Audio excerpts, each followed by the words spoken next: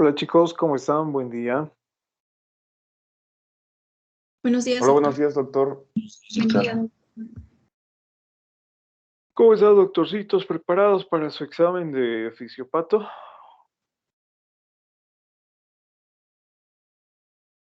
Sí, doctor. Esperamos que sí. Bueno, espero que hayan estudiado todo, ¿no? Incluso las exposiciones que han tenido sus compañeros y los trabajos que se les ha solicitado, ¿no?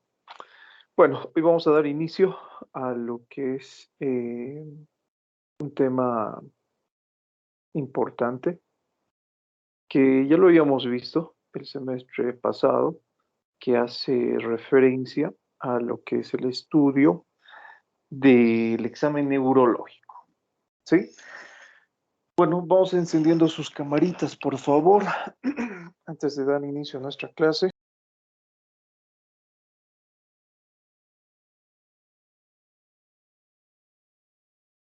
Y empezamos, ¿sí? Bueno, Hoy vamos a dar inicio, como les estaba mencionando, a lo que es el examen neurológico. Y para esto es importante tomar en cuenta algunas características que ya las habíamos estudiado, ¿no? Así que prácticamente vamos a recordar y vamos a hablar con mayor detalle en las siguientes clases sobre cómo debemos realizar un examen neurológico de forma adecuada, ¿no? Para empezar, cuando hablamos o cuando realizamos lo que es el examen neurológico, algo que es importante es que este examen tiene que ser detallado y tiene que ser ordenado, ¿sí? Justamente es una recomendación que nos otorga su libro de semiología de Chamorro. No puede ser salpicado. ¿A qué se refiere con un examen salpicado? Aquel examen que sea en desorden, ¿no? Entonces recordemos que el orden que hemos aprendido en historia clínica es esencial para realizar lo que es un diagnóstico preciso. Especialmente dentro de lo que es el estudio, por ejemplo, de neurología. La semiología es importante porque nos va a ayudar a identificar, podríamos decir, en más del 85% de los casos, ¿sí? Miren qué tan importante es esto, un diagnóstico de forma precisa. Entonces, a través de lo que vamos a aprender, por ejemplo, a partir de ahora, vamos a poder identificar con precisión las alteraciones neurológicas, dónde se encuentran, cuál es la etiología y obviamente vamos a llegar a realizar lo que es un diagnóstico sindromático preciso. El 15% restante, bueno, corresponde en este caso a lo que es el uso de estudios complementarios, como por ejemplo los estudios de imagen, que fíjense, en un porcentaje mínimo nos va a ayudar a realizar lo que es un diagnóstico. Entonces, la semiología es sumamente importante. Bueno, ahora, para lograr esto, necesariamente uno requiere de lo que es una gran cantidad de conocimientos. Obviamente, si yo no tengo, por ejemplo, lo que son conocimientos adecuados de la materia, será imposible que yo realice lo que es un diagnóstico preciso. ¿Sí? Entonces, es importante iniciar este tipo de examen neurológico con lo que es la anamnesis. Recordemos entonces un poco de historia clínica. ¿Qué es anamnesis, doctores?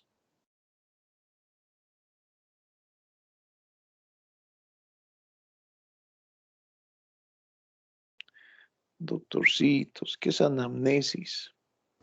Doc es el interrogatorio que se hace al paciente al inicio de la consulta. Bueno, sí, está bien, ¿no? Recuerde que yo tengo que solicitar o indagar sobre el motivo de consulta, enfermedad actual, etcétera, ¿sí? Entonces yo voy a lograr lo que es un diagnóstico adecuado a través de lo que es el interrogatorio. ¿Listo?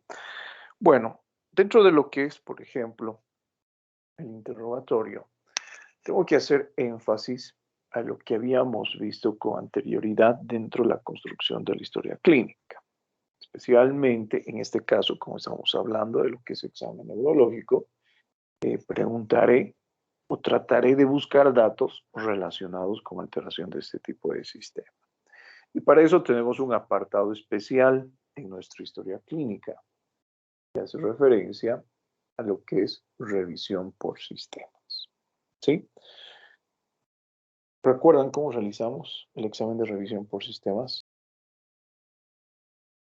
Se comienza de la cabeza.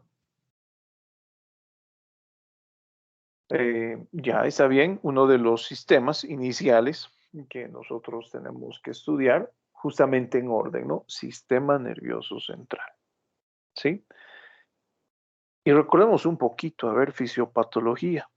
ya que estamos hablando de lo que son alteraciones neurológicas. Si ustedes recuerdan lo que han visto probablemente en sus clases de fisiología, al sistema gastrointestinal también se le conoce con el nombre de pequeño cerebro, ¿no? Porque tiene una gran cantidad de receptores que son capaces, en este caso, de modificarse o alterarse cuando existan determinadas alteraciones en concentración de hormonas o alteraciones neurológicas. Recuerden lo que hemos visto en fisiopatología, ¿no? Pueden existir alteraciones a nivel central que pueden repercutir sobre lo que es el sistema gastrointestinal, como por ejemplo las gastroparesias, como por ejemplo las alteraciones del estímulo vagal, como por ejemplo la disfagia, ¿no? Que habíamos mencionado como manifestación neural importante.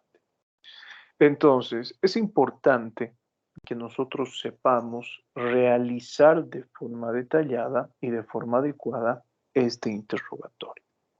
Hablemos un poquito de revisión por sistemas, basándonos solamente en lo que es sistema nervioso central.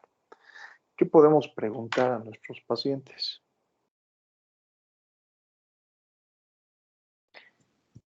¿El estado de conciencia, doctor, lo podemos considerar ahí o no? No, eso ya forma parte de lo que es examen. Mm. Doc, si presenta cefalea o emesis. ¿Recuerdan cómo realizamos lo que es la revisión por sistema? Les había mencionado que es un error común en la práctica clínica no saber realizar justamente el interrogatorio adecuado de revisión por sistemas. Yo les aseguro algo, doctores. Sí, enseguida vamos a realizar lo que es un ejercicio. Yo les aseguro que todos sus docentes de práctica, sin excepción, les han indicado a realizar lo que es una revisión por sistemas eficiente. Sus micrófonos, por favor, chicos. Erika, corre su micrófono. Gracias. Bueno, yo les aseguro, el 100% de sus docentes de práctica. Probablemente alguno por allí que les he enseñado de forma correcta, ¿no? Pero les enseñan generalmente de mala manera por comodidad. ¿A qué me refiero? Ya que están realizando sus prácticas hospitalarias o prácticas de gabinete, seguramente muchos de sus docentes les han explicado lo siguiente, ¿no? Si no hay nada que encontrar en revisión por sistemas, colocamos SP o sin particular. No, ese es uno de los errores más comunes. Uno, utilizar abreviaturas dentro de lo que es la redacción de una historia clínica. No puedo colocar SP, ¿no? Bueno, puede ser que algunos hayan colocado sin particular o no refiere. Que les había mencionado, personalmente, si yo observo este tipo de historia clínica, me indica que el estudiante no sabe realizar lo que es revisión por sistemas. ¿Sí? Y eso es algo que yo tengo que aprender. Les había mencionado, cuando hemos realizado el estudio de la construcción de la historia clínica, que esto de SP no existe, porque en algún momento de su vida el paciente presenta manifestaciones clínicas que sugieran lesiones de determinados sistemas propiamente. Puede ser que ese tipo de manifestaciones sean actuales o pueden ser que ese tipo de manifestaciones sean pasadas. Recuerden que revisión por sistema forma parte todavía de lo que es interrogatorio, ¿no?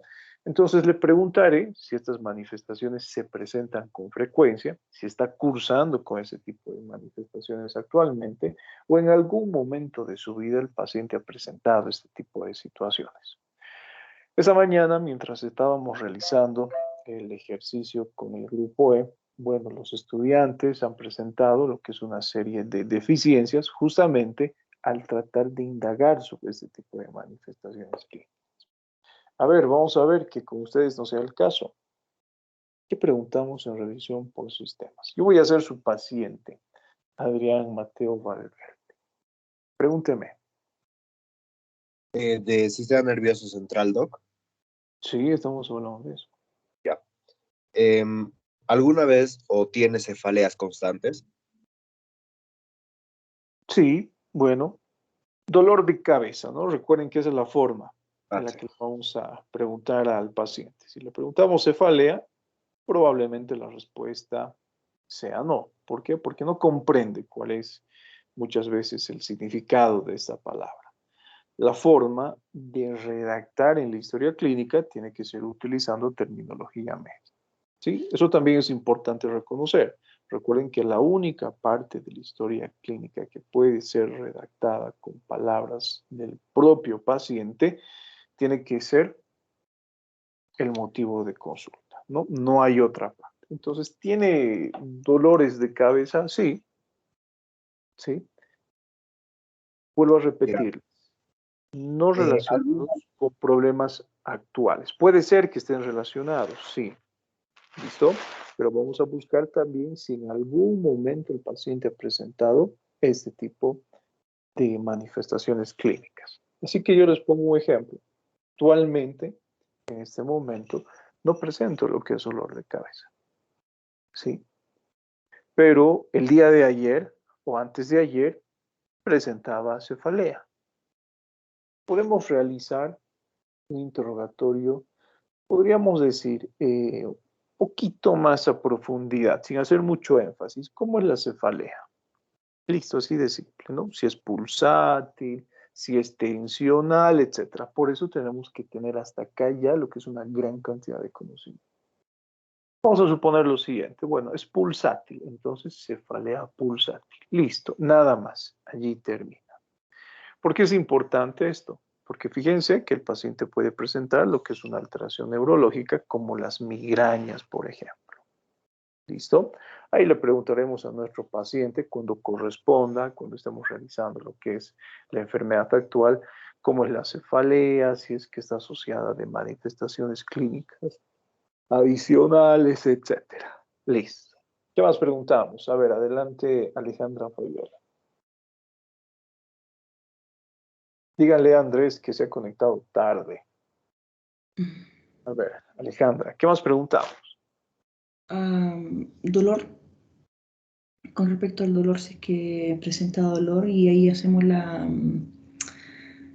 caracterización, ¿no es cierto?, de Alicia. Bueno, tampoco podemos ser generales. Si vamos a hacer esta caracterización, como usted ha mencionado, utilizando este mnemotécnico Alicia Fredusa, ya no corresponde a lo que es revisión por sistemas, ¿sí?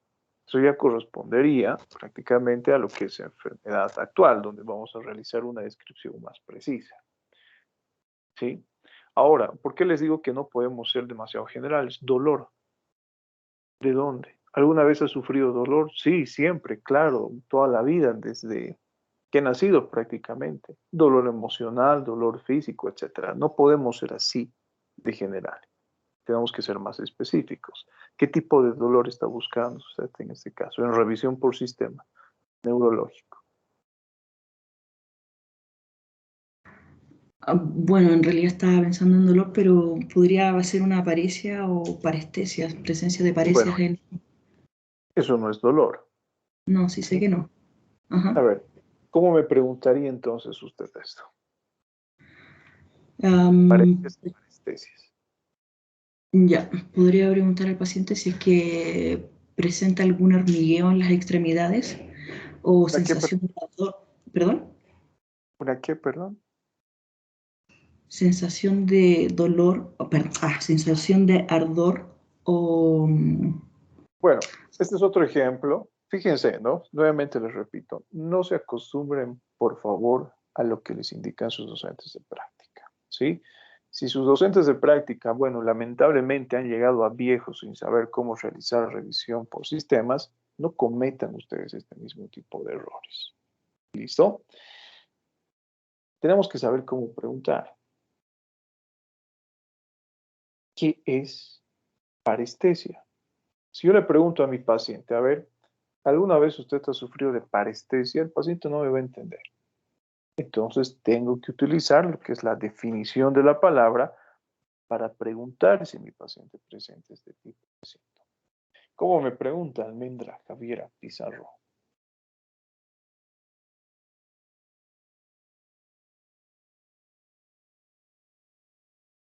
¿No está Almendra?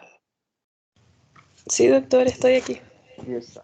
Y estábamos a punto de ponerle falta. A ver, ¿cómo? Bueno, le podría preguntar si ha tenido sensación de hormigueo en las extremidades. Todos alguna vez hemos sentido esa sensación de hormigueo, ¿verdad?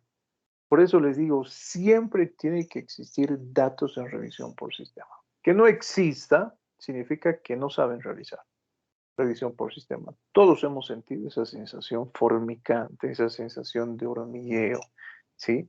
A nivel de las extremidades, especialmente cuando adoptamos algunas posiciones características. Cuando se encuentran sentados por mucho tiempo, cuando cruzan las piernas por mucho tiempo, cuando se apoyan por mucho tiempo sobre sus extremidades inferiores o cuando existe lo que es un déficit de la irrigación, ¿no? Generalmente yo les aseguro lo siguiente, ustedes cuando duermen adoptan la posición del decúbito lateral, se apoyan sobre lo que es un brazo, eso condiciona que exista lo que es un déficit de la irrigación y obviamente una alteración nerviosa también, ¿no? Esa sensación formicante, esa sensación de hormigueo, parestesia. Le voy a preguntar así, ¿alguna vez ha sentido esa sensación formicante, esa sensación de hormigueo en las extremidades superiores e inferiores? Sí, listo, parestesia. ¿Qué más le preguntaré? Andrea Jaramillo Reynolds. Son temas que ya hemos visto, así que deben tener dominio absoluto de esto. Tal vez preguntarle si el paciente presenta mareos de forma constante o si presenta vértigo. Si mi paciente presenta mareo o vértigos, ya está bien. ¿Cuál es la diferencia entre mareo y vértigos, doctora? ¿Cómo yo sé que mi paciente realmente presenta mareo o realmente presenta vértigo? ¿Alguna vez, doctor, usted ha sufrido de vértigos?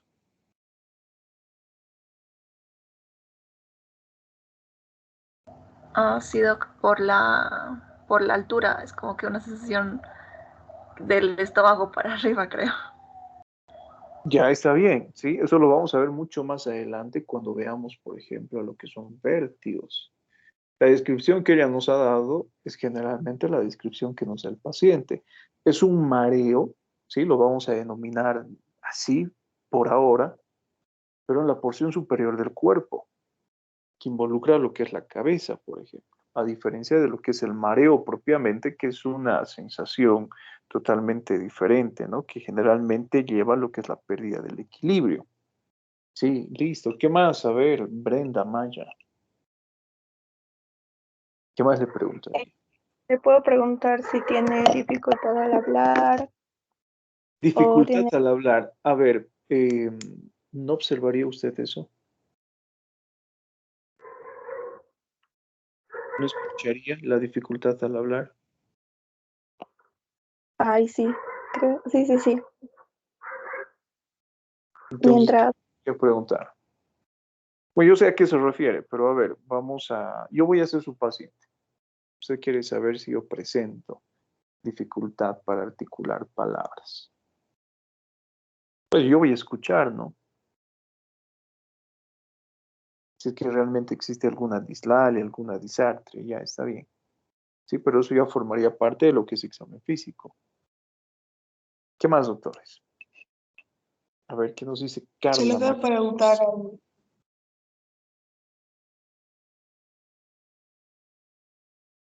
Carla, ¿está acá? Sí estoy.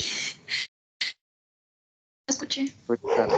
Podríamos preguntar también si es que ha sufrido algún desmayo repentino. También problemas oculares, o sea, alguna molestia ocular. A ver, el desmayo repentino está relacionado con qué sistema.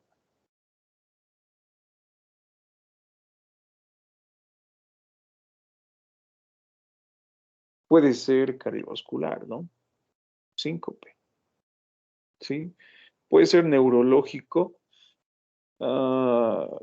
Más adelante vamos a estudiar esto, ¿sí? Pero a ver, ¿qué más podríamos preguntar? Fíjense que no tienen esa habilidad, doctores, de indagar sobre lo que es revisión por sistema. ¿Qué más podría preguntar Carmen Victoria Vélez? Disculpe, doctor, ¿podría preguntar referente a los trastornos del sueño, si es que ha tenido dificultad para conciliarlo? Trastornos del sueño. Insomnio. Le pongo el siguiente ejemplo a usted. ¿Sufre de insomnio? Algunas veces. Algunas veces, sí. Podemos preguntar sobre horas de sueño. A ver, le pregunto, ¿cuántas horas duerme? 5. 5 horas. ¿Por qué duerme 5 horas? ¿Qué hace? No sé, no puedo dormir así. ¿Sí? ¿Por qué no puede dormir? Creo que por tomar siestas en las tardes. Ya, podría ser. Generalmente, las alteraciones del sueño están relacionadas con alteraciones emocionales, ¿sí? Y esto es un poquito complejo porque puede ingresar dentro de lo que es el estudio del sistema nervioso central o puede ingresar dentro de lo que es el estudio de la psiquis del paciente. Puede ser, eso ya les había explicado, así que recordamos un poco, ¿no? Puede ser que exista lo que es una alteración que sea netamente funcional, que repercuta sobre lo que es una estructura, ¿sí? O puede ser que exista daño estructural que repercuta sobre lo que es la funcionalidad. Y muchas veces, esto lo verán en sus clases de psiquiatría, existe una combinación de ambas. Puede existir un defecto estructural que condicione a una alteración en la conducta, personalidad, humor que tenga un individuo. O puede ser que la alteración sea netamente funcional que repercuta sobre lo que es una estructura determinada. Podríamos preguntar, pero el estudio es mucho más detallado, ¿no? Generalmente las alteraciones del sueño, las horas para dormir, el insomnio, se van a encontrar relacionadas con algunas patologías. Y enseguida les pregunto, ¿con qué patologías se va a encontrar especialmente relacionadas estas alteraciones del sueño? Con una patología endocrina como hipotiroidismo puede ser, doctor. No tan, podría ser, pero frecuentemente, lo más usual. ¿Qué les impide dormir a ustedes? Les voy a poner el siguiente ejemplo, ¿no? ¿Sabe qué, doctor? No puedo dormir. Hipotiroidismo o hipertiroidismo. No, ¿verdad? ¿En qué voy a sospechar primeramente? ¿Por qué creen que yo le he realizado a su compañero esas preguntas? ¿Por qué no puede dormir? ¿Por qué cree que no puede dormir? ¿Qué realiza en el día? O me duermo toda la tarde. Entonces en la noche ya no puedo dormir. ¿Listo? Esa puede ser una causa. O estoy muy estresado, muy estresada. Soy una persona ansiosa, sufro de ansiedad.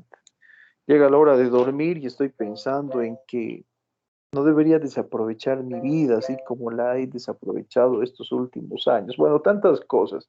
Especialmente está relacionada con alteraciones psicológicas, ¿no? Alteraciones emocionales, psiquiátricas, ¿sí? Pero recuerden, puede existir cierta relación con lo que es sistema nervioso central.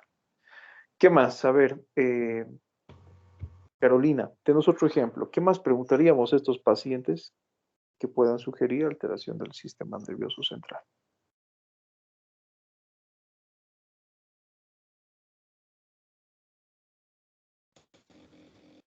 Doc, ¿me escucha? Perdón. Sí, ahora sí, adelante.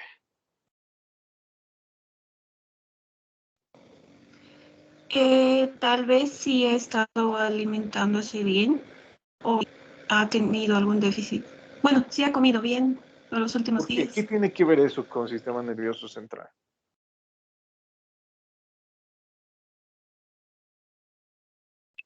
A ver, doctora, ¿qué relación le he encontrado a la nutrición con el sistema nervioso central?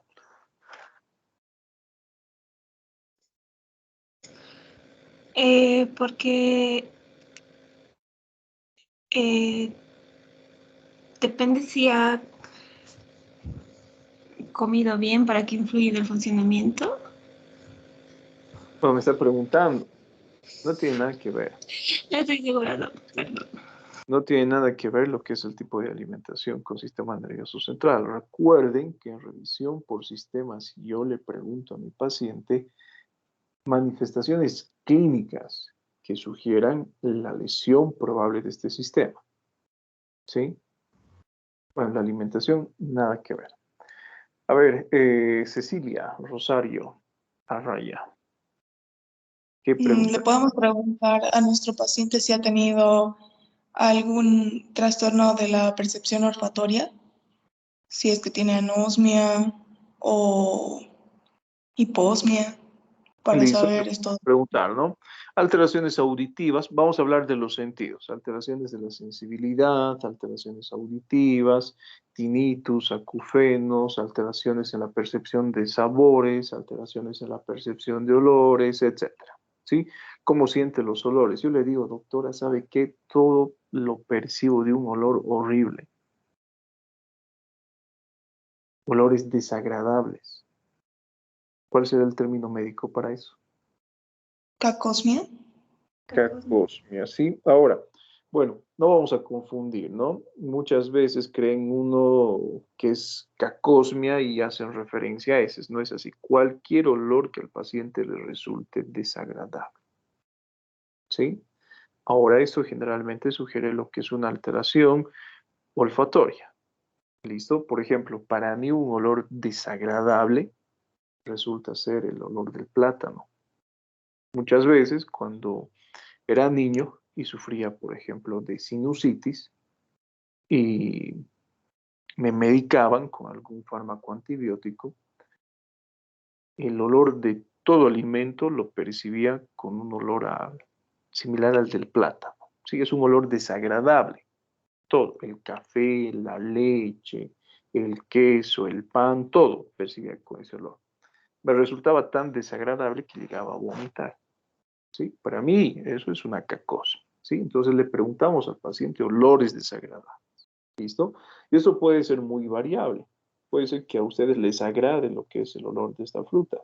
Puede ser que de acuerdo a la percepción que ustedes tengan, otros aromas sean completamente desagradables. Entonces lo correcto es, ¿no? Justamente utilizar el término cacosmia para hacer referencia a lo que es un olor desagradable. ¿Qué será parosmia? ¿Cómo me preguntaría Cristian Daniel Castellanos? ¿Se escucha, no, doctor? Sí, se escucha. Y a la parosmia. Em, por lo general, siente olores que no están presentes.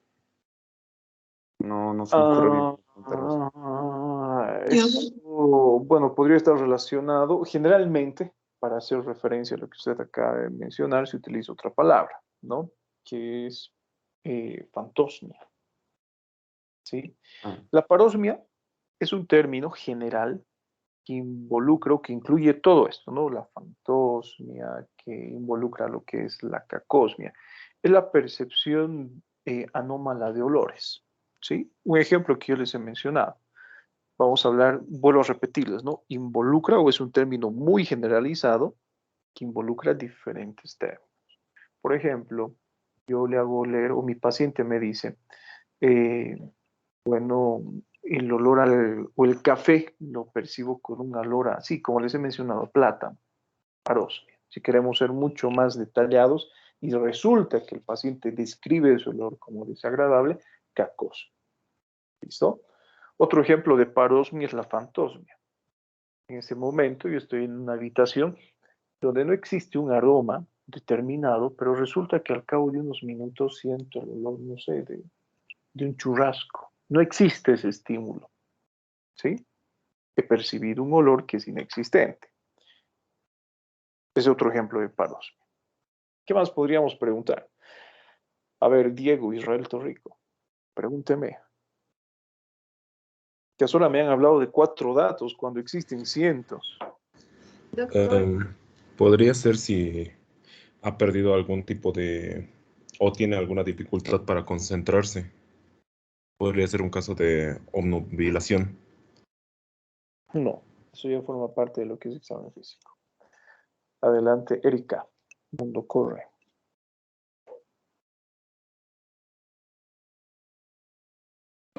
Podríamos preguntar si el paciente ha presentado parálisis y convulsiones, Parálisis. parálisis musculares o de todo el cuerpo. Más que parálisis, nosotros vamos a observar la parálisis y vamos a determinar la parálisis. Podríamos preguntar si es que ha presentado algún tipo de alteración en la fuerza. Por ejemplo, vamos a hacer referencia a las paresias, ¿no? Puede ser que el paciente les diga, bueno, últimamente me he dado cuenta que he perdido cierto grado de movilidad, cierto grado de fuerza en una extremidad. Listo. ¿Sí? Pero tenemos que saber cómo preguntar. Fíjense, doctores, que no sabemos cómo preguntar. Y justamente por eso, dentro de nuestra historia clínica, colocamos SP, o sin particular o no refiere, ¿verdad? Así que no le tengan miedo a lo que es revisión por sistemas. A ver, Eric, Yevgeny, ¿qué más podemos preguntar? Doctor, creo que no han preguntado de pérdida de memoria, amnesia.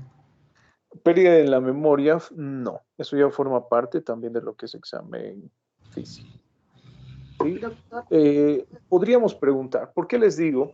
Y ya forma parte de lo que es diagnóstico, ¿no? Recuerden que en esta parte no podemos colocar lo que son diagnósticos, ¿sí?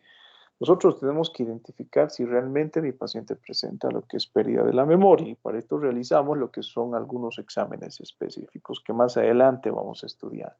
Entonces, en la parte final de su historia clínica, usted colocará, ¿no? Amnesia anterógrada, amnesia retrógrada, amnesia lacunar, amnesia benigna del anciano, hipoamnesia.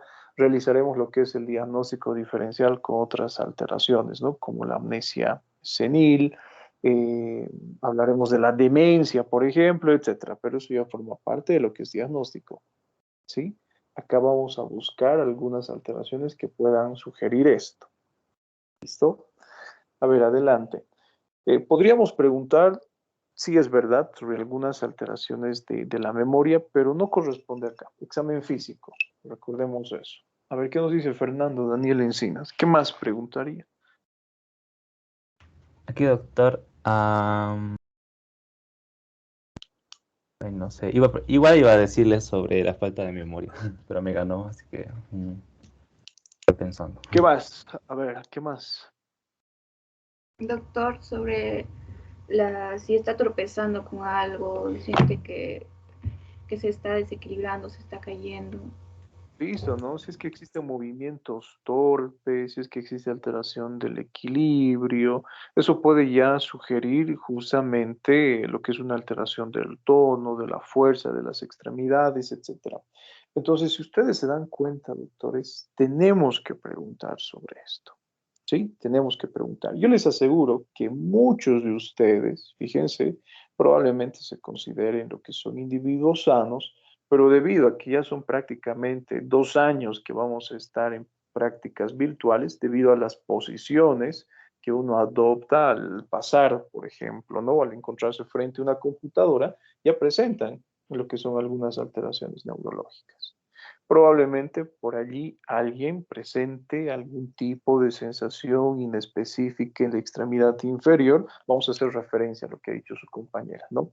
Que se tropieza con frecuencia, siente una molestia en su extremidad inferior, por ejemplo, derecha, que se irradia desde lo que es la región lumbar, probablemente hasta debajo de la articulación de la rodilla. Puede estar relacionada con lo que es una alteración postural, puede estar relacionada con lo que es un atrapamiento de lo que es el nervio ciático. ¿Sí? Entonces, fíjense, ¿no? Tenemos que saber cómo preguntar esto. Bueno, una vez que nosotros hemos realizado lo que es el estudio, ya nos vamos a adelantar a lo que es el diagnóstico. Tengo que realizar en los pacientes que presentan alteraciones neurológicas 3 tipos de diagnóstico. ¿Y cuáles son esos 3 tipos de diagnósticos que yo tengo que realizar? Tengo que realizar, recordemos, ¿no? Siempre por orden, lo que es un diagnóstico sindromático. Tengo que realizar un diagnóstico topográfico o anatómico y tengo que realizar el diagnóstico etiológico. ¿Sí? Bueno, a medida que vayamos estudiando, nos vamos a dar cuenta y vamos a ganar justamente habilidad de cómo realizar estos tipos de diagnósticos. Por acá les pongo un ejemplo. Vamos a poner como ejemplo para que ustedes entiendan lo que es un accidente cerebrovascular. ¿Sí? Como diagnóstico síndrome. Ese va a ser. ¿Cómo yo voy a llegar al diagnóstico de este tipo de patología? Bueno, como les había mencionado, tengo que tener lo que es una gran cantidad de conocimientos, ¿sí? Vamos a hablar de forma cortita. Por ejemplo, yo voy a utilizar un mnemotécnico para realizar lo que es el diagnóstico de un accidente cerebrovascular. Ese mnemotécnico se conoce con el nombre de PRISA, ¿sí? Lo vamos a denominar así. PRISA. A ver, ¿qué es lo que sucede, por ejemplo? Creo que no están viendo, ¿no? La pizarra.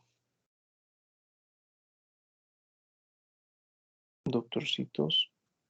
Yo la veo, doctor. sin Se ve, problema. doctor. Se ve, doctor. Permítanme abrir, no sé, estoy experimentando un problemilla por allí. Bueno,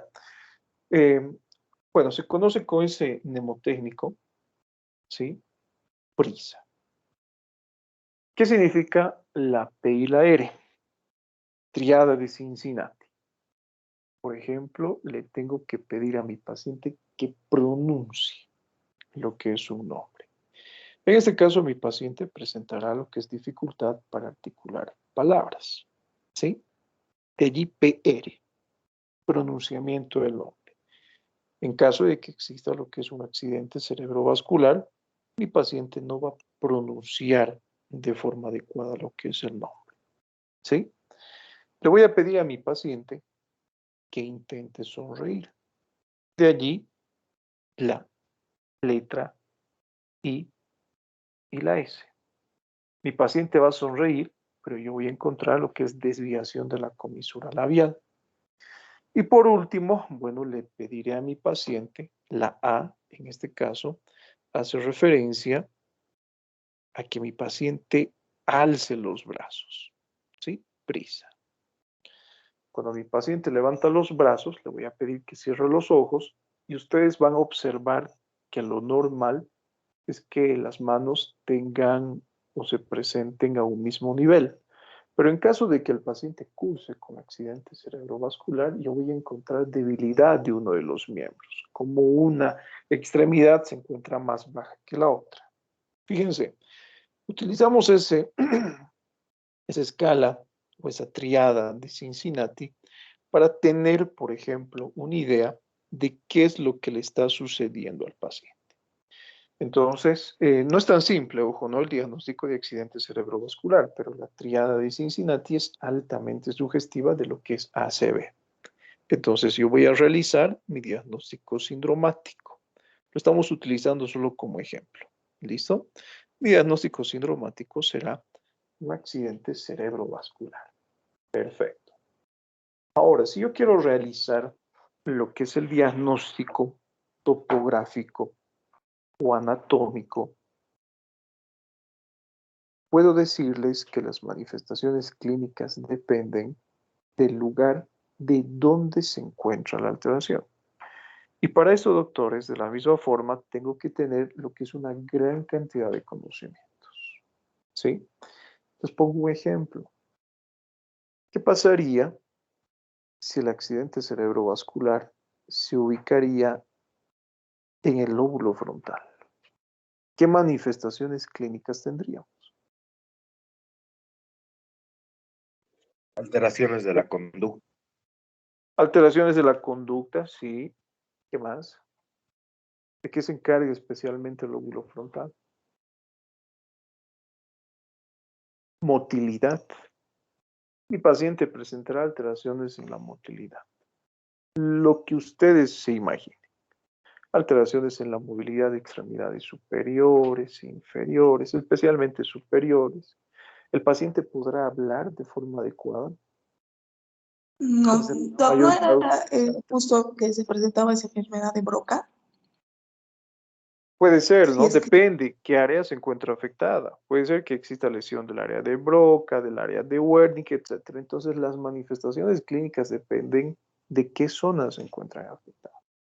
Supongamos que nuestro paciente ha perdido la capacidad para observar objetos o para reconocer objetos a través de la visión. Yo voy a sospechar que la alteración se encuentra, por ejemplo, a nivel de lo que es el lóbulo occipital. ¿Qué pasa si mi paciente presenta alteraciones de la personalidad y humor? Probablemente el sistema que se ha afectado haya sido el límbico, ¿sí? Entonces, fíjense que la manifestación clínica en este tipo de alteración depende mucho de qué región se encuentra alterada. ¿Qué pasa si existe este accidente cerebrovascular que ha comprometido y está lesionando lo que es el lóbulo temporal? Alteraciones auditivas, tinnitus, encontraremos lo que son acufenos, podemos encontrar alteraciones de la memoria, las alteraciones de la memoria que ustedes, bueno, ya saben, ya han estudiado y que vamos a volver a estudiar, el famoso déjà vu, por ejemplo, etc. Fíjense entonces que a través de las manifestaciones clínicas yo puedo realizar lo que es un diagnóstico topográfico. Lo que hemos visto en nuestras clases de fisiopatología, no me voy a quedar acá. Tengo que identificar cuál ha sido la causa de ese accidente cerebrovascular. Entonces tengo que realizar lo que es un diagnóstico etiológico. ¿Y cuáles serán las causas, por ejemplo, de un accidente cerebrovascular? Bueno, esto lo vamos a ver en nuestras clases de fisiopatología, pero puede deberse a lo que es una alteración hemorrágica o puede deberse a lo que es una alteración isquémica, ¿sí?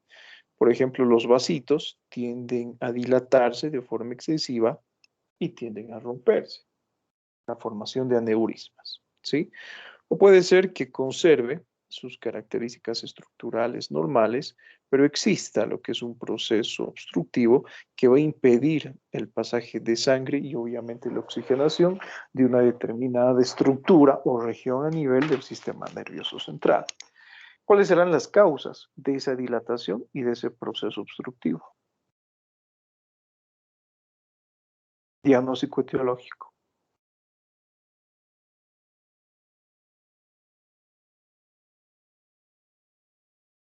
En caso de que exista un aneurisma, ¿cuál será la etiología más frecuente para la formación de aneurismas? Hipertensión y diabetes. Hipertensión arterial es la más frecuente. Ya se han olvidado de crisis hipertensiva, emergencia hipertensiva. Ya se han olvidado de hipertensión en fisiopatología. Una de las estructuras que con mayor frecuencia se daña justamente son los vasos a nivel cerebral. ¿Sí? Hipertensión. Fíjense, ¿no? Como todo se une, todo se sincroniza. Encontraré alteraciones en la presión arterial, encontraré otras manifestaciones como cefalea intensa, etcétera, en mi paciente. ¿Y cuál será la etiología de ese proceso obstructivo? Hipercolesterolemia. Un estado de Hipercolesterolemia. hipercolesterolemia no frecuente. Veré un paciente que sea gordito, con un índice de masa corporal incrementado. Al realizarle, por ejemplo, sus estudios laboratoriales, encontraré un incremento de triglicéridos, colesterol total en sangre. Puede ser una causa.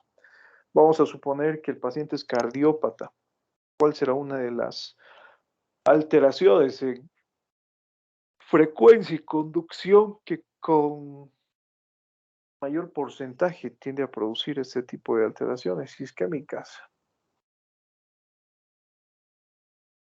La fibrilación auricular, por ejemplo. Recuerden que son patologías, las auriculares, ¿no? Fibrilación auricular, por ejemplo, que tienen una gran capacidad trombogénica, ¿sí? Entonces, eso es lo que yo tengo que realizar, doctores. Un diagnóstico sindrómico, un diagnóstico topográfico y un diagnóstico etiológico. ¿Listo? Bueno, vamos a realizar algunos ejercicios para ver si esto ha quedado claro. Escojan ustedes dos patologías neurológicas, doctores. Las que deseen. Parkinson. No, se van a Se van a confundir con Parkinson, van a sufrir hemorragias microvasculares cerebrales. Algo menos complejo. A ver, hablemos de TEC, ¿sí? Traumatismo cráneoencefálico. Se va a hacer nuestro diagnóstico sindrómico. Vamos a suponer que la alteración en este caso es parietal. Se ha producido una lesión parietal. ¿Listo?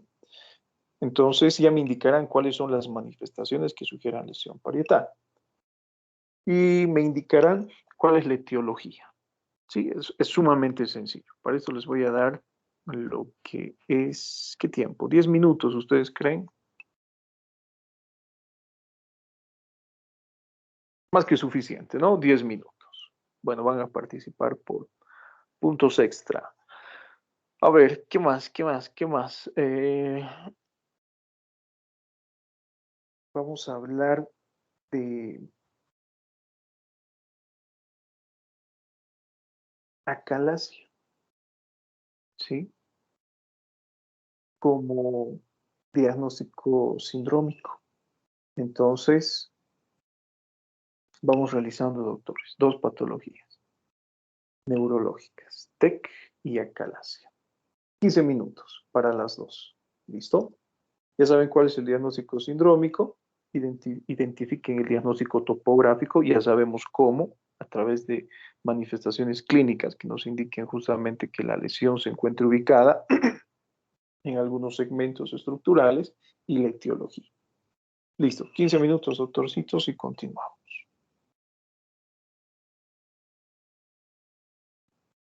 Aquellos que van a participar, no se adelanten, ¿sí? Solamente las respuestas correctas van a ser válidas. Aquellos, sin embargo, que terminan antes del tiempo, levanten la manito para tomarles en cuenta.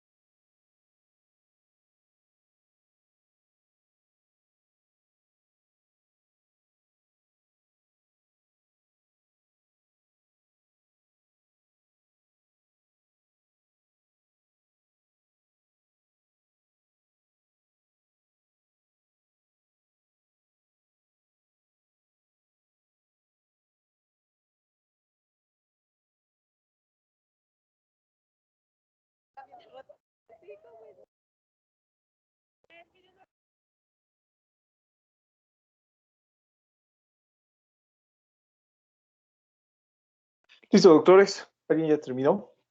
Bueno, que han pasado apenas 5 minutos. Todavía no. 10 más. Y continuamos. Sus micrófonos, por favor. Vanessa. Tiene los micrófonos encendidos.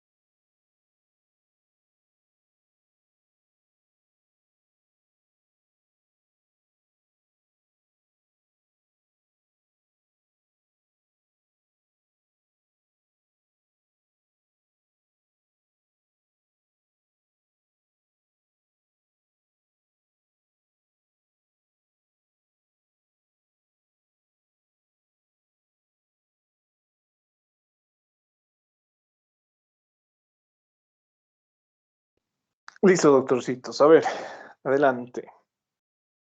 Empezamos. Nos hemos quedado en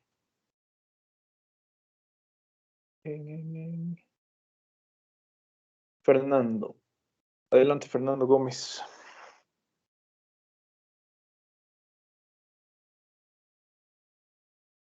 ¿No está Fernando Gómez? Bueno, avísenle que tiene falta Fernando. Francesca, adelante. Ok, doctor. Bueno, hablando del TEC, en el diagnóstico sindromático, los síntomas serían, bueno, los más frecuentes son cefalea, disminución del nivel de conciencia, déficits neurológicos focales como la hemiparesia. Bueno, Y diagnóstico sindrómico sería TEC, ¿no? Ese va a ser nuestro diagnóstico sindrómico. Ya tenemos este tipo de diagnóstico. Ahora, les había mencionado que debido a ese traumatismo encefalocraneal, el paciente ha presentado una alteración a nivel parietal. Entonces, ¿qué síntomas y signos sugieren lo que es la lesión del lóbulo parietal? alteraciones, perdón, no. Adelante, Francesca. Ya, como la lesión es a nivel parietal, entonces habría alteraciones en el gusto, pérdida del sentido del olfato, alteraciones en la presión, podría tener una hipertensión y también alteraciones en lo que es la temperatura. Listo. A ver, ¿alguien más? Francisco.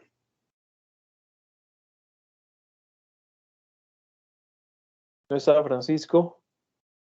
Adelante, entonces, Frank. Ya, sí, doctor. También tendría lo que vendría a ser cambios de comportamiento. Habría un poco de deterioro de memoria. No. Freddy.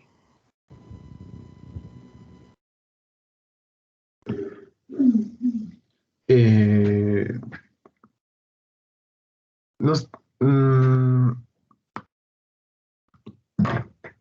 doctor, creo que sería entonces capaz de conocimiento, pérdida de conocimiento. Freddy tampoco ha hecho. A ver, Gardenia. Tendría lo que es, el paciente no podría escribir bien, tampoco, el paciente tampoco podría realizar movimientos coordinados. No. Adelante, Javier. Están flojitos, ¿no, doctores, este semestre? Doctor, alteraciones en el tacto. ¿Cómo cuáles? Podría incluso tener parestesia nuestro paciente. Pues nada más. Javiera.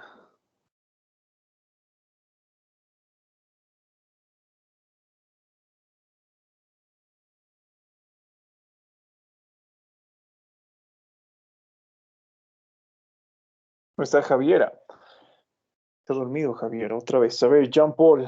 Jean Paul también se duerme algunas cosas. Doctor, sí, pero yo primero hice la acalasia y no logré terminar TEC. Pero a ver, ¿qué nos menciona de acalasia entonces? Ya. De acalasia, el sindrómico es propiamente la acalasia. Topográfico serían las manifestaciones que los pacientes van a presentar, que va a ser disfagia para sólidos y líquidos, dificultad para eructar, dolor torácico, va a haber aumento del tono del esfínter esofágico inferior y peristaltismo del esófago. Y en etiológico encontré de que es mayormente por degeneración neuronal y podría ser por destrucción también del plexo mientérico debido al Chagas. Listo, ¿no? Bueno, esto es lo que tenemos que realizar. Justamente eso que acabas de mencionar lo vamos a proyectar ahora para realizar lo que es el ejercicio de traumatismo craneoencefálico. A ver, ¿qué nos dice Laura Rocabado Rojas? Doctor, algo de TEC, ¿verdad? Sí. Ya. Bueno, como ya lo mencionaron, si hablamos de un TEC en la parte, bueno, el TEC sería el sindrómico. En caso del topográfico, tendríamos que ver que hay un daño en la parte parietal, como ya lo mencionaron. y habría alteraciones tanto de la sensación, o sea, del reconocimiento de la temperatura, del gusto, puede que el paciente no sienta bien los sabores, del tacto, como en el caso de las parestesias, donde hay una sensación de hormigueo que el paciente pueda llegar a sentir, y en el caso de etiológico puede ser por un traumatismo. Bueno, eso lo vamos a ver más adelante, ¿no? Para que se den cuenta, algo característico de las alteraciones parietales, por ejemplo, es la grafestesia, la eh, esterognosia, por ejemplo, que son alteraciones que comprometen, como han mencionado, el sentido del tacto, ¿no? El paciente es incapaz de discriminar, por ejemplo, lo que es el estímulo en dos puntos. El paciente es incapaz, por ejemplo, de reconocer las cosas por el tacto. Esto recibe el nombre de asterognosia, por ejemplo. Cosas que vamos a ir viendo mucho más adelante, ¿no? Dentro de la etiología, el diagnóstico etiológico, bueno, ¿qué es lo que está produciendo este tipo de alteraciones? El propio traumatismo, ¿sí? Entonces, fíjense, doctores, esto es lo que nosotros tenemos que tomar en cuenta para realizar lo que son los 3 tipos de diagnóstico a nivel neurológico, ¿sí? Bueno, ¿alguna duda, alguna pregunta que tengan hasta acá? Ninguna. Continuamos. Doc, yo Una tengo una vez, pregunta. Disculpe. adelante. Entonces, el topográfico se refiere a todas las manifestaciones clínicas y el sindromátrico, creo, se refiere al diagnóstico en sí. O, eso me confundí, ¿no? No. No, cuando hablamos del diagnóstico sindrómico, ya sabemos que es un síndrome, ¿no? Entonces es un diagnóstico, podríamos decir, generalizado. Sí, es el diagnóstico sindrómico propiamente dicho. El ejemplo de traumatismo cráneoencefálico.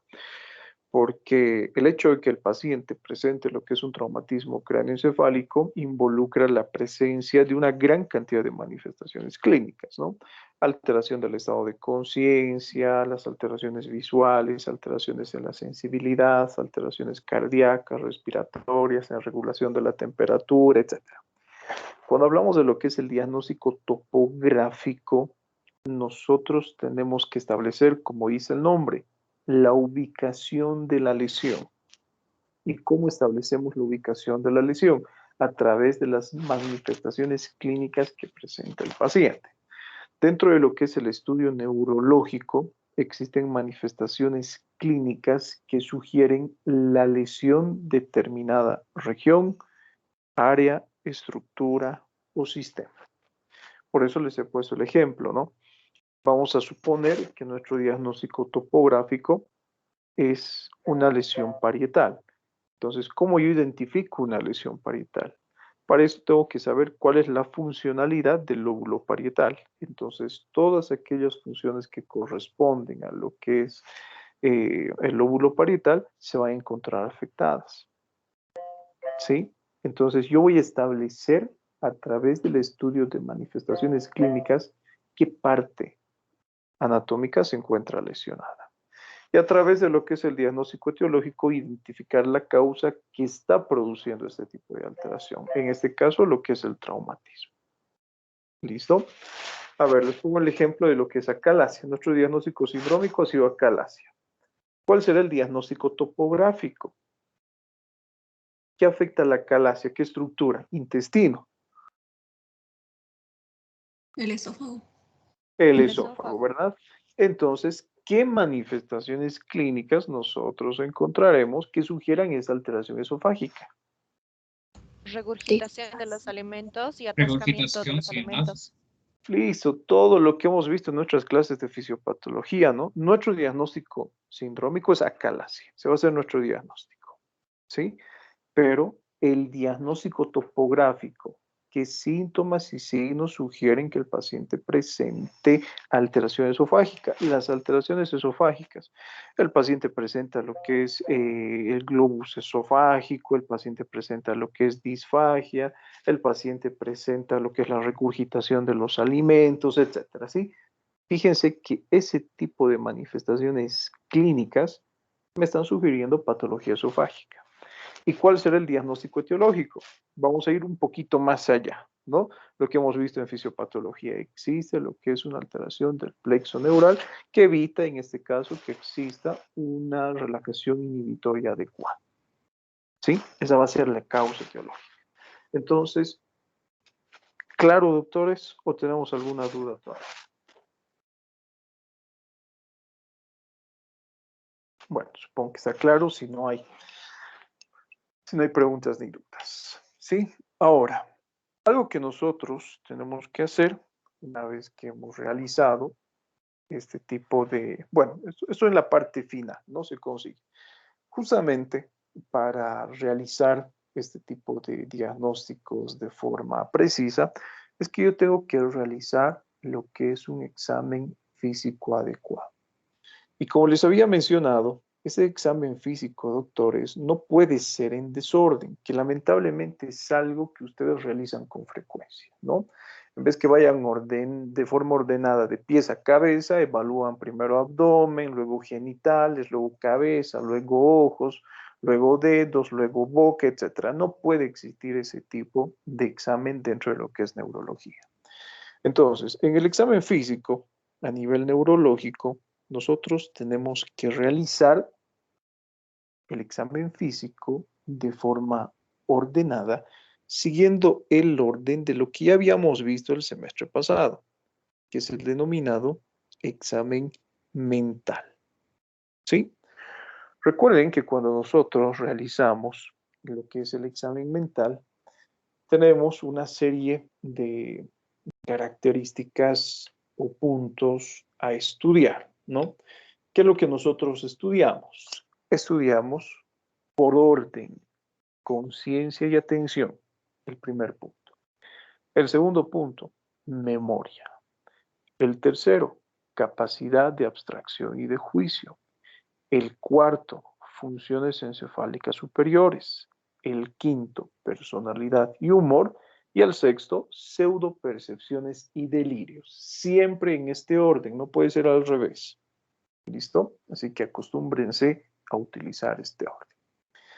Ahora, probablemente algo que ustedes han estudiado ya en sus clases de práctica es la forma en la cual nosotros evaluamos lo que es el estado de conciencia y atención.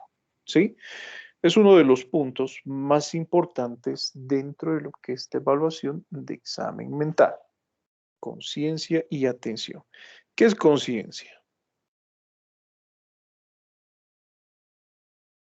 ¿Y cómo estudiamos la conciencia y la atención? ¿Qué es conciencia, doctores? ¿Ustedes serán conscientes o no serán conscientes? Doctor, ¿no era el conocimiento de nuestra propia existencia? Definición como diccionario y lo veíamos con... Ahora el tiro. Bueno, en este caso es la percepción, ¿no?, que uno tiene de sí mismo y del ambiente que le rodea. ¿Y la ¿Sí? escala de Glasgow, doctor, para Bueno, evaluarla? esto me indica el nivel de conciencia que tiene un paciente. ¿Listo? Me sirve la escala de coma de Glasgow para evaluar el nivel de conciencia de forma inicial. ¿Sí? Bueno, cuando hablamos de conciencia es esto, ¿no? Es la percepción que tiene un individuo de sí mismo y del ambiente que le rodea. ¿Sí? Obviamente, existen algunas alteraciones que habíamos mencionado que son capaces de disminuir lo que es el nivel de conciencia. ¿Y qué será atención? Probablemente algunos tengan su nivel de conciencia alterado. No son conscientes de quiénes son, ¿sí? No son conscientes del entorno que les rodea. No saben por qué están estudiando medicina. Ahora que están viendo la parte preclínica en tercer año, muchos se deben estar arrepintiendo. ¿Qué será atención, pero? ¿Qué diferencia existe con lo que es conciencia? O sea, uno puede atentos, estar doctores? consciente, pero no atento, por Claro que ejemplo. sí. Uno puede estar consciente, pero no atento. O al revés. Uno puede tener su estado de atención y vigilancia conservado, pero no es consciente. Entonces, son dos puntos que tenemos que estudiar de forma separada. Ya sabemos qué es conciencia. ¿Qué será atención? Y justamente lo que acaba de mencionar Cristian es un ejemplo que les había puesto el semestre pasado. Vamos a poner el ejemplo de una de estas personas que sufren alteraciones psiquiátricas y que se encuentran en situación de calle, ¿sí? Tienen un estado de atención y vigilancia conservado. Se mueven, están caminando, tienen los ojos abiertos, pero su nivel de conciencia se encuentra alterado. Están bailando en la calle, están cantando, se están expresando, pero ellos puede ser que se estén imaginando que son grandes artistas, que están dando un concierto, etc. Su percepción de su propia persona y del entorno que les rodea es completamente diferente, ¿no? ¿Qué será entonces atención? Es la capacidad de reacción que tiene un individuo. Cuando yo les pregunto, por ejemplo, a ustedes, algunos tienen lo que es un estado de atención conservado. Por eso son capaces de responder a las preguntas. ¿Han escuchado a sus compañeritos, por ejemplo, qué es lo que responden con frecuencia? A ver, Juanito, responda. ¿Cuál era la pregunta? Mi internet está fallando. Hola, hola, no escucho, se entrecorta. Ese, por ejemplo, es una alteración, bueno, del estado de atención. Son personas que no están presentes, podríamos decir, mentalmente o no están atentas a lo que se les está preguntando. ¿Sí? Su capacidad de reacción es bajísima. Pero sí son personas conscientes. Probablemente saben quiénes son, saben dónde están,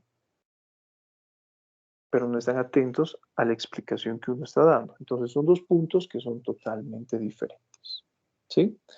Como bien su compañero nos había mencionado, tenemos lo que es una escala, que es la escala de coma de Glasgow, que es una escala cuantitativa. Eso me dice que yo voy a poder otorgarle un valor numérico a mi paciente para identificar la alteración de su estado de conciencia.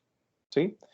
Sin embargo, para evaluar, por ejemplo, lo que es la conciencia, utilizamos propiamente la atención y vigilancia, utilizamos lo que es la orientación del paciente para evaluar también lo que es el nivel de atención y vigilancia, lo que es la conducta, lo que es la autorreflexión intrapsíquica, por ejemplo. Entonces, hablemos de lo que es la atención y vigilancia. Si ustedes recuerdan, el estado de atención y vigilancia también se puede evaluar de forma cualitativa. ¿Eso qué quiere decir? Que al paciente ya no se le va a otorgar lo que es un valor numérico, sino yo voy a poder recoger la experiencia de la forma en la cual mi paciente se expresa, los resultados que yo obtengo a través de lo que es una exploración verbal o exploración física. Entonces ustedes recordarán que el nivel de atención podía medirse así, ¿no? Teníamos, por ejemplo, dentro de lo que es atención, la somnolencia. Siempre en orden, ¿sí? Bueno, teníamos la somnolencia, el otro grado era la obnubilación.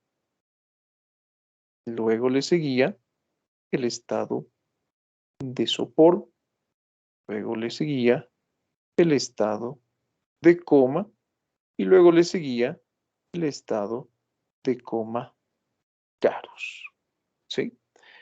Algunos libros de semiología, de neurología, de medicina interna, hacen referencia a otro estado, que es el estado de estupor. Entonces, ¿cómo nosotros evaluamos estos estados? Ya hemos visto, doctores, así que espero que sepan, que no se hayan olvidado.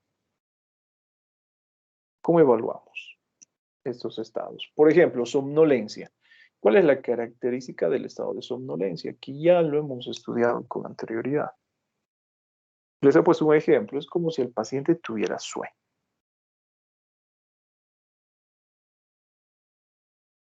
¿Cuál es la característica, doctores? Puede ser que nosotros estemos hablando con el paciente y el paciente no nos esté captando y esté como que medio dormitado, o sea, durmiéndose a media consulta.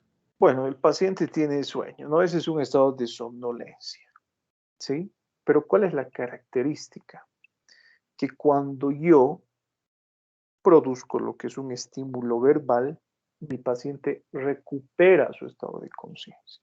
¿Sí? Mientras yo estoy hablando, mi paciente va a permanecer con un estado de atención y vigilancia conservado, pero dejo de hablarle y se duerme. Esa es la característica del estado de somnolencia. Cuando hablamos del estado de obnubilación, hacemos referencia a lo que es un estado profundo o a un compromiso más profundo a diferencia de la somnolencia, del estado de conciencia, ¿no? En este caso, el estímulo verbal, podríamos decir, ya no va a producir lo que es una respuesta efectiva en el paciente. La respuesta puede verse alterada. El estímulo verbal ya no sirve acá. Yo le hablo a mi paciente y mi paciente va a permanecer dormido. Entonces, ¿qué es lo que tengo que hacer? Producir en él lo que es un estímulo físico, tocarle, sacudirle.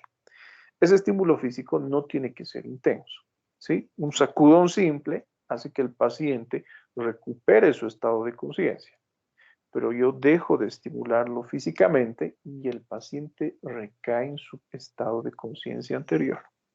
Esa es la característica de la obnubilación. ¿Cuál será la característica del sopor? Que es un estado mucho más profundo, ¿no? Por eso lo estamos estudiando así, en este orden. ¿Cuál es la característica del estado de sopor? El estímulo verbal ya no funciona.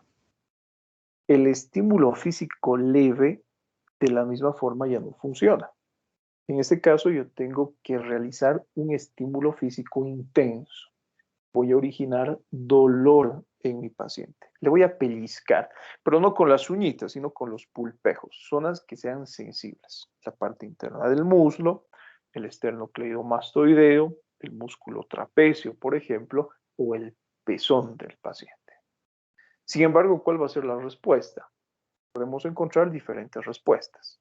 Uno, que mi paciente recupere su estado de conciencia de forma breve mientras dure el dolor y nuevamente recae en su estado de conciencia anterior, ¿no?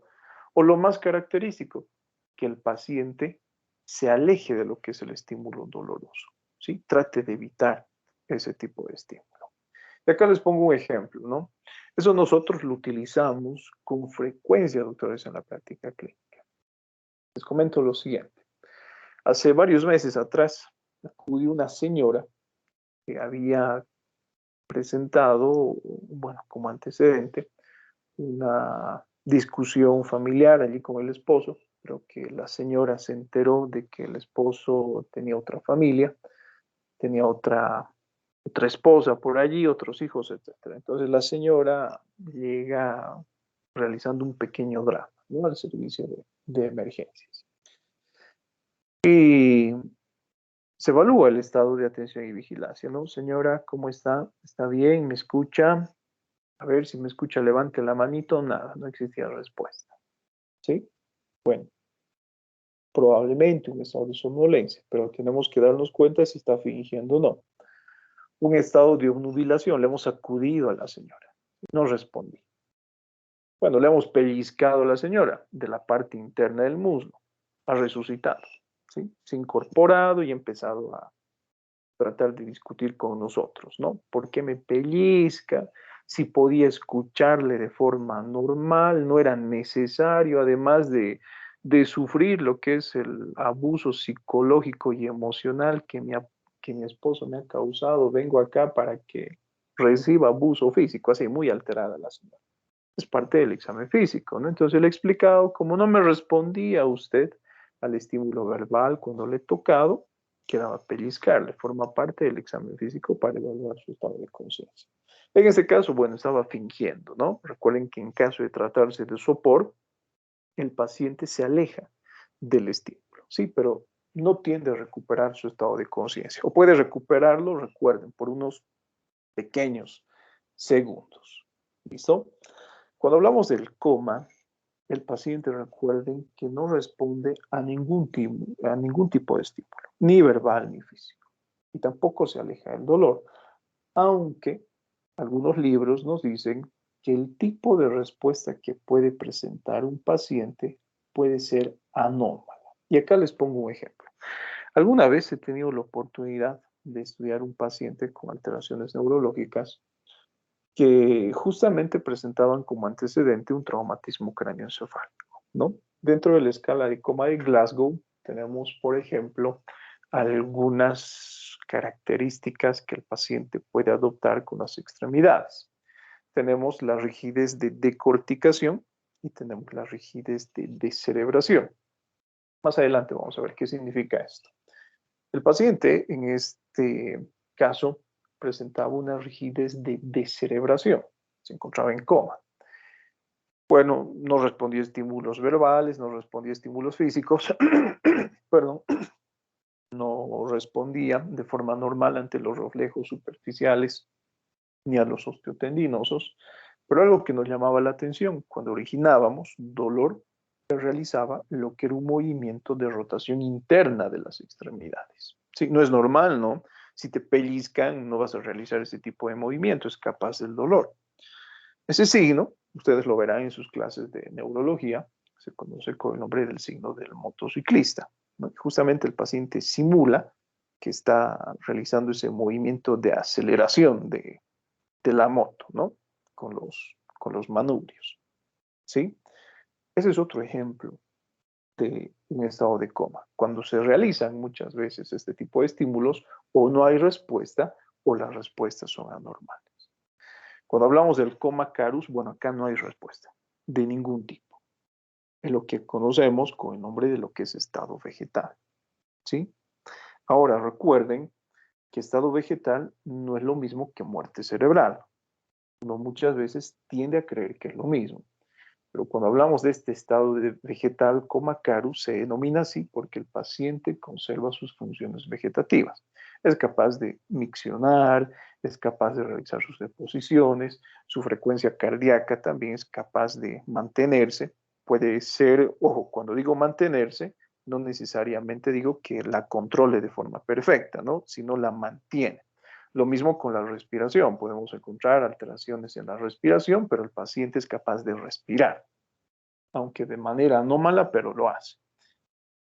Sin embargo, cuando hablamos de lo que es la muerte cerebral, que muchos tienden a confundir con lo que es el estado vegetal, como dice el nombre, muerte cerebral. No existe control de ninguna función. Se le desconecta al paciente de la máquina y deja de latir su corazón, deja de respirar, deja de mantenerse sus funciones. Viven conectados a través de las máquinas. ¿Listo? Esas son algunas diferencias que ya deberíamos saber porque de esto hemos estudiado ya el semestre pasado algo, ¿no? Otra forma de evaluar lo que es la conciencia, además del estado de atención y vigilancia, es justamente evaluando lo que es la orientación. Que ya sabemos cómo evaluar. Tiempo, espacio, persona, autopsíquica y alopsíquica. ¿Sí? ¿Recuerdan cómo evaluamos estas esferas, doctores? A ver qué nos dice Lucero de Los Ángeles. Doc, por ejemplo, para evaluar lo que sería el tiempo, le tendremos que preguntar el día, la fecha, el año, para saber el espacio. A ver, otra vez, ¿cómo? Doc, es para para el tiempo sería la fecha, el mes y el año en el que se encuentra. Ya. Sí, ¿qué más? Para el espacio tendría que ser ahorita en qué ciudad se encuentra, si se puede el país y en qué clínica, o sea, cuando estamos en consulta, ¿no? ¿En dónde están antes de llegar acá? Bueno, sabe la dirección en la que se encuentra, cuál es la dirección donde vive, etcétera, ¿sí? Y en persona. Saber, preguntarle su nombre completo. Listo, a qué se dedica, quién es, cómo se llama, etcétera. En la esfera alopsíquica. Cuando hablamos de la esfera alopsíquica, realizamos preguntas relacionadas fuera de la persona, ¿sí? Y nos enfocamos en la esfera espacial y temporal. Y cuando hablamos de la autopsíquica, es referente a la persona. Pero en este caso, haciendo preguntas de manera personal y sobre el aspecto situacional. Bueno, a ver, póngame un ejemplo de lo que es alopsíquica, fuera de la persona, espacial y temporal.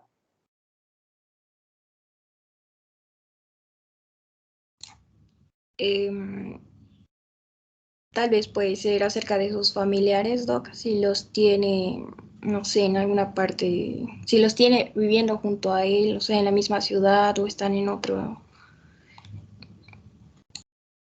A ver, ¿cómo así?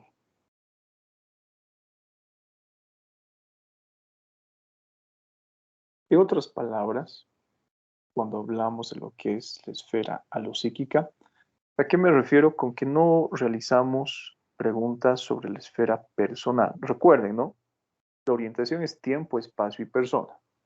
¿Sí? Hasta allí comprendido. Si yo les digo que la esfera alopsíquica vamos a evitar realizar preguntas en la esfera personal, nos vamos a enfocar en dos, en lo que es espacio y tiempo. Entonces le voy a preguntar a mi paciente, en este caso, justamente sobre la orientación en tiempo y espacio. ¿Listo? Cuando les hablo de lo que es la esfera autopsíquica, es referente a la persona. Le vamos a preguntar sobre lo que es situación. ¿Listo? Bueno, un ejemplo que nos ha dado su compañera, ¿no? Puede ser fuera de la persona. ¿Sí? Voy a evitar realizar preguntas que involucren lo que es la esfera personal. Voy a evaluar el espacio-tiempo. Puedo hacer preguntas relacionadas con los familiares del paciente, por ejemplo, ¿no? ¿Dónde vive su mamá? Un ejemplo. Dentro de lo que es la esfera autopsíquica, referente a la persona, situación, ¿dónde usted estaba antes de estar ahora acá en el consultorio? ¿Sí? De la misma forma, son algunos aspectos de los cuales ustedes ya deberían tener lo que es un conocimiento absoluto, porque no es la primera vez que los hago. ¿Sí? Bueno, lo vamos a dejar aquí. Y aprovecho de llamarles lista, doctorcitos. ¿A qué hora es su examen? Hoy a las 5, ¿no? Sí, Doc. Bueno. A ver. Esta vez aprovecho de comentarles, no voy a poder pasarles las respuestas para que realicen la corrección, ¿sí? Porque, bueno, tengo dos grupos. Bueno, tengo varios grupos en realidad, pero dos horarios diferentes. Entonces, no se van a compartir las respuestas. Obviamente son exámenes diferentes, ¿no? Pero justamente para evitar de que sean perjudicados ustedes, porque con seguridad sus compañeritos del grupo que va a rendir mediodía la prueba le va a sacar, bueno, son capaces de pasarles las mismas preguntas, etcétera, y eso les va a perjudicar enormemente a ustedes, ¿no? Entonces, para evitar ese tipo de situaciones, solamente por esta ocasión no se les va a compartir las respuestas del examen. ¿Listo? Pero de la misma manera vamos a realizar lo que es la revisión en clases de manera sincrónica de cada una de las preguntas, ¿sí? Ahora, si es que tengo la opción, si es que la plataforma me da la opción de enviar sus resultados de exámenes por la tarde, una vez que han concluido las pruebas, lo voy a hacer, ¿sí? Adelante con la lista, atentos. Avan. Presente, doctor. Acebo. Presente, doctor. Argute. Presente, Doc. Arnés. Barral. Presente, doctor. Barral presente, doctor. Barral presente, doctor. Barriga. Presente, doctor. Bilbao. Presente. Castellanos. Presente. Daza. Presente, Doc. Encinas. Encinas, presente, doctor. Ferreira. Presente, doc. Flores. Presente, doctor. Flores Loza. Presente, doctor. Flores Navia. Presente. Gamboa. Presente, doctor. Gómez. Gutiérrez. Presente. Gutiérrez Alejandra, José, Guaita, José, presente. Ibarra, Presente, doctor. Jaramillo, Loaiza, López, Luján, Luján, presente, doctor. Márquez, Miranda, Miranda, presente, doctor. Miranda Francisco, Muñoz, Presente, doctor. Montaña, presente. Milipu, Orellana, Ortuño, Presente, doc. Parco, Pérez, Presente, doctor. Pizarro, Presente, doctor. Rivera, Riva, Presente, doctor. Presente, doctor. Rocabado, Presente, doctor. Sánchez, Presente, doctor. Ticona, Ticona, presente, doc. Torrejón, Torrejón presente, doctor. Torrico, Torrico presente, doctor. Vaca Flores, Presente, doctor. Vargas, Presente, doctor. Velarde, Vélez, Presente, doctor. Zambrano, Presente, doctor.